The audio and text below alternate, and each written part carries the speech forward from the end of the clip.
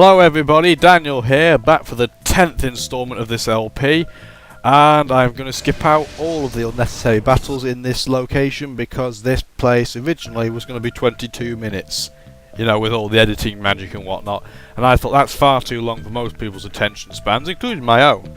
So I thought, well, we better limit that to a bit less, so we'll get rid of all the trainers that don't have any particularly interesting features, which I honestly think is of great benefit because at the end of the day, this is a very, very boring part of the game. I really don't like it at all.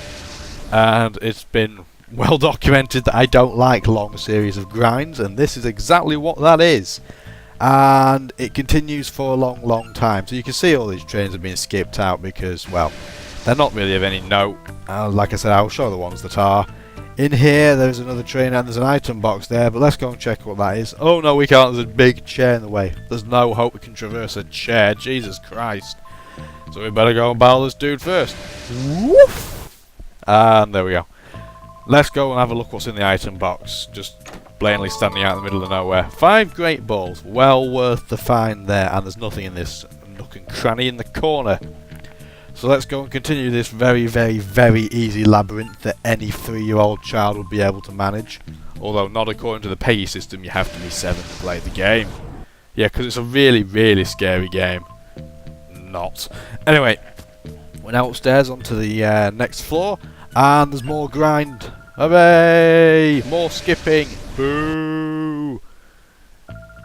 This is a very common theme for the next 2 or 3 hours. It's pretty much all the same thing. There's not enough storyline to make the battles interesting in this game. Luckily for the sequel, they made this a bit more balanced out. And just for people at home who might be playing with me, here's the snag list of the Pokemon you should have. There you go. There won't be another one for just a few more battles, so you don't have to worry. In here there is nothing. I just want to note that, like in every Pokemon game, if you click bookshelves, you get loads of books you can't read. Anyway, if you go in here, it looks like a room full of nothing, but if you look closer, there's an item box, and it's got a revive in it, so it's well worth getting that item. Obviously, revives heal a Pokemon that's fainted to back to half health, without the need of a Pokemon Center, so it's a very useful item indeed. Much more useful than that trainer was. Anyway, we're going to go through now and get the Books chick is the last person I think on this floor, and I don't think she has any shadow Pokemon either, so let's skip right ahead. Yep, there we go. Wow, the dark edit failed there. Anyway, now upstairs to a more important part of the plot. That dude there, we should probably talk to him just so we get a bit of story context. What's he going to say? He's just Captain Intruder, and he's inside there. Go help out. Okay, we'll go in there and have a look. See who it is, see what it is, see if we can beat them up. Oh my god, it's that silver bloke, isn't it? I think so. And he looks like he's fallen over. Oh, massive injuries there. Actually, we don't really know what they did to him. It doesn't really say, other than, you know, generic beat 'em up style description. I don't want to imagine. You know what the Japanese are like. Anyway, let's change tack. What we find out there is very, very important to the plot, and it will be explained in a couple of minutes a bit better. So let's get on with beating these bad people up that have hurt that small, innocent, loud child. So the first one is Wreath, and Wreath has a lovely lime green top. That's all I can really tell you about her. She's not very interesting. Anyway, let's beat a Pokemon that's a Switch like. And luckily the Pokemon that Shadow is not Spinarak, because that's one of the worst Pokemon in history. And instead it's the Remoraid. Remoraid, as you may have noticed there, is level 20 for some reason.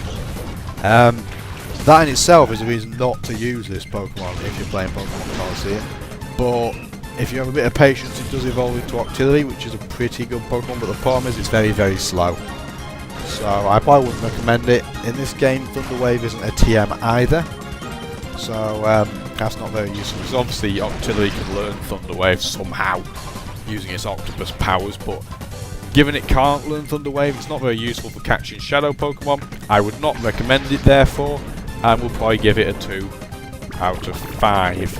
Probably being a bit generous with the 2 out of 5 there, to be honest, although I think she's helping me mark the MMA based upon the shocking Pokemon she's put out with it, be it a Love Disc or a Spinarak, 2 incredibly rubbish Pokemon.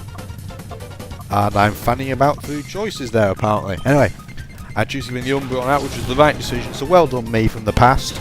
and Luvdisc gets beaten up. It is very cute, but cuteness scores you nothing in this game because everyone's an ugly motherfucker, mainly due to the graphical limitations. Speaking of graphical limitations, this game glitching. It hasn't done it so far, particularly, but when I first played through Pokemon Colosseum, back when it first came out, I had to restart the game because there was some weird glitch where I got stuck in the wall. Don't really know. I've never seen it happen again since. I've seen nobody else do it either, so it might have just been me with a dodgy disc, or just me being a retard. I don't really know, but anyway, the second peon or pone or whatever you want to call them is going to turn up, and her name's Firma, and she's a bit more firm because the Pokemon are slightly less rubbish. She has a Mantine, which is a shadow Pokemon. Now, Mantine is basically the half cousin of Skarmory, which is a very good Pokemon. Unfortunately, Mantine is nowhere near as good. Unfortunately, having high special defense and having a quad weakness to electric is something it shares with Gyarados, but this one has it even worse. Mainly because it has to be used almost entirely as a special wall. And as you will know if you've tried to use anything like an Aggron or a Bastiodon, any wall with a quad weakness has a big problem. Especially when that wall is not particularly quick. It can get quicker due to its ability Swift Swim, but in this game, weather is very, very rare, and, well, frankly, as a result, this is pretty useless as well. I would actually prefer to use an Octillery over a Mantine in this game. So that, we'll probably give it a 2 as well, because it's actually quite useful. It can confuse. I believe it can learn Confuse Ray. So at least you've got a status effect there to help you, but from what I can remember, Confusion doesn't help you capture Shadow Pokemon, so really it's not very useful in the slightest. So I would just not recommend using it. Give it a 2, and that's another generous 2 out of 5, so let's get this beaten up nice and quick so we can capture Pokemon and move on. Oh no, got a Yanma. Another Yanma. Although this one isn't Shadow like the previous one.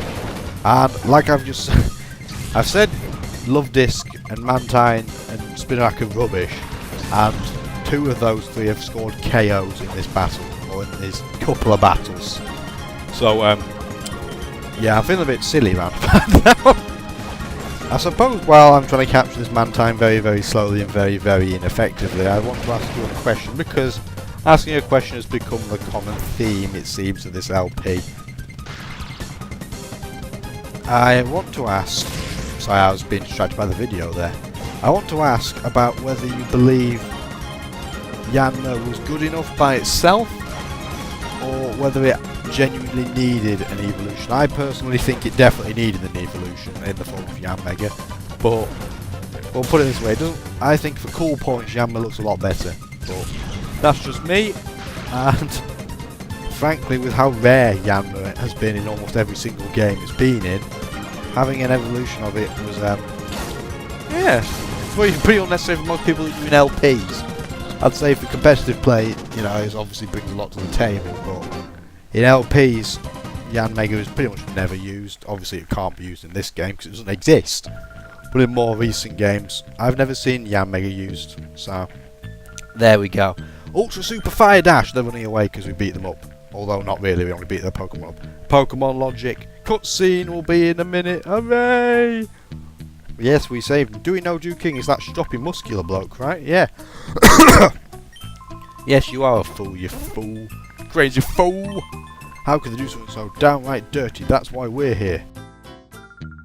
Yes, we are. We're here to rescue that Plusle, because we know why he's such a stroppy bastard. Ah, but... oh, cutscene!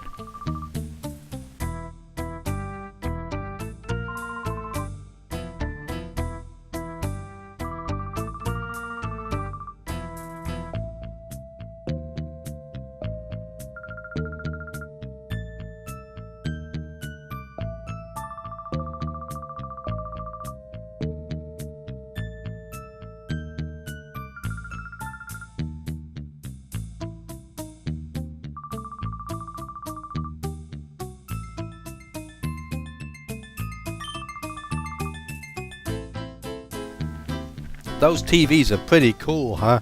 Anyway, he's waiting in the cave to the side, and we better pick up the Ein file. Wow, I've just offended all German reviewers, I'm sorry. Anyway, basically it's telling you everything I've told you already, as every iron file appears to do. So, that's pretty much this episode finished actually already. Can you believe it? Those 10 minutes have flown by so quickly. Anyway, I want to show you one more thing before I go. Yeah, it doesn't work right now. Move on. You got creamed. Yes, we know. Come on. Move along now. Yes, we know. Shut up. Right. The one thing I want to show you before I go is that this is a one-way tunnel, so be careful, because you'll once you come down here, you'll have to go all the way back up the building again before you can come up here again. But it's well worth doing so, because not only can you get access to the healing centre, you get this item box, which contains hyper potions, 3 of them in fact, so well worth it. Anyway, talk to you later. Ta-ra!